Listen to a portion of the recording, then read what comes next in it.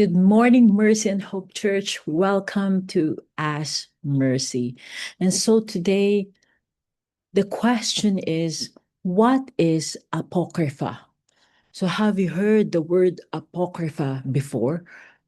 And why do some Bibles include 15 extra books that are not found in other Bibles?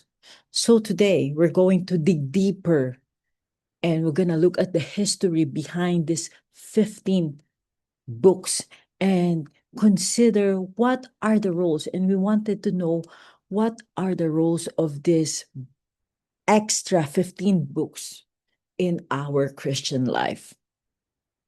So, what is apocryphal? What we call apocryphal books, these are the books that are included in some versions of the Bible. So the word apocrypha or apocryphal means things that are hidden.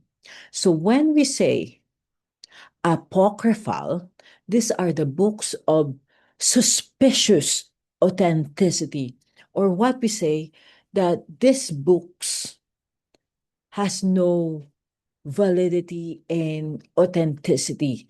These books validity and authenticity are suspicious because these 15 books lack and don't have historical evidence to back up their claim to be genuine and real.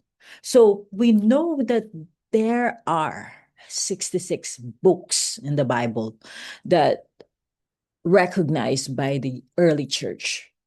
And we can see the 66 books. They are included in the canon of Scripture. When we say canon, what is canon? The canon of Scripture is the list of all the books that belong in the Bible. So the word canon is the Greek origin or Greek word, which means measuring rod. Okay. So we use the word canon of scripture to describe the list and compilation of books in the Bible as the standard by which all truth is measured. We use the 66 books in the Bible as the measuring rod, the standard by which we measure the truth. Because it is important, it is crucial for all the Christian to trust that the books in the Bible are God's very own words, and these books have absolute authority and without error. Okay, so again, there are 66 books that appear in most modern translation of the canon of scripture or the Bible. So there are 66 books in the Bible. But there are some additional books, and we call them apocryphal books, which the Protestant and the Roman Catholic have disagreed. Now, from the Roman Catholic view or what they believe, the Roman Catholic believes that there are 66 books whose authority has been accepted from the beginning of the church. So these 66 books, they are called the proto-canonical books. But there are also 12 additional books in the Old Testament that were accepted or acknowledged later by the church in church history. And they are called the Deuteron canonical or apocryphal books. So these are the names of the 12 Old Testament apocryphal books that we are talking about. Tobit, Judith, addition to the Book of Esther, the Wisdom of Solomon, Ecclesiasticus, Baruch, the letter of Jeremiah, the prayer of Azariah, and the song of the three young men, Susanna, Bel and the dragon, and finally, 1 and 2 Maccabees. Now, the Eastern Orthodox Church added extra 3 books in their Old Testament. These are the 3 extra books, the prayer of Manasseh and 1 and 2 Esdras. So altogether, there are 15 extra books that are known, or what we call as the Apocrypha.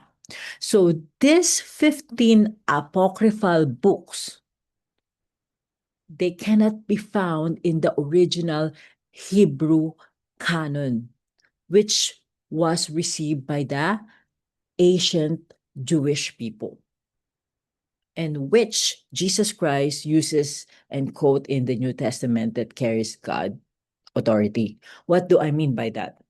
In other words, those 15 books that I mentioned to you, they certainly not included in the original Hebrew Old Testament. These 15 books does not have God's authority.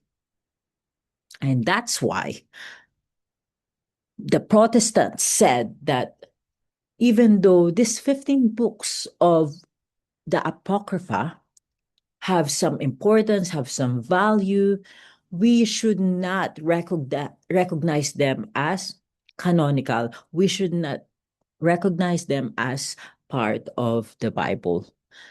That these 15 apocryphal books, they should not be recognized as being divinely inspired. And we should not recognize them as suitable for establishing Christian practice and doctrine. However, these 15 apocryphal books, they are important because of the fact that they help us to better understand the history, the politics, and the culture of the 400 years period between the time when the Old Testament was completed and the time when the New Testament began. There are 400 years gap between the Old Testament, when the Old Testament completed, and the time when the New Testament began. So these 15 books can give us some valuable and important knowledge and background when we read the New Testament. And Martin Luther said in his 1534 translation of the Bible, he said that the Apocrypha are the books which are not held equal to the sacred scriptures, and nevertheless are useful and good to read. Another translator, Miles Coverdale, said that Apocrypha, the books Apocrypha, and treatises which among the father of old are not considered to be of like authority with the other books of the Bible, they are not found in the canon of Hebrew. So another reason the Protestants don't recognize the Apocrypha as part of the Bible or part of the scripture is that because the New Testament authors and New Testament writers themselves, they did not recognize the Apocrypha as scripture. So it's true that the New Testament writer, in some occasion, they refer to the Apocrypha, but the New Testament writer and author never said that the Apocrypha is the scripture or inspired by God. And some of the church fathers or church scholars used and quoted regularly from the Apocrypha during the year 101 AD until 300 AD. AD means Anno Domini, in the year of the Lord, or after death of Jesus, okay, AD. So some church fathers used and quoted regularly the Apocrypha from 101 AD to 300 AD. Why? Because some of the church fathers don't read the Hebrew Old Testament, and they can only read the Greek version of the Old Testament, which is the Septuagint. And as we can see, the Septuagint, the Greek version of Old Testament, included the Apocrypha. That's why they're using it. So, just to give you a little bit of history, in fact, in April 1546, at the Church Council of Trent, the Roman Catholic Church ordered that the Old Testament should contain the 12 Apocrypha, with the exemption of the Prayer of Manasseh and the Book of 1 and 2 Esdras. But actually, many Roman Catholics at the Council of Trent did not want these 15 books to be formally recognized and included in the scripture, in the Bible. So,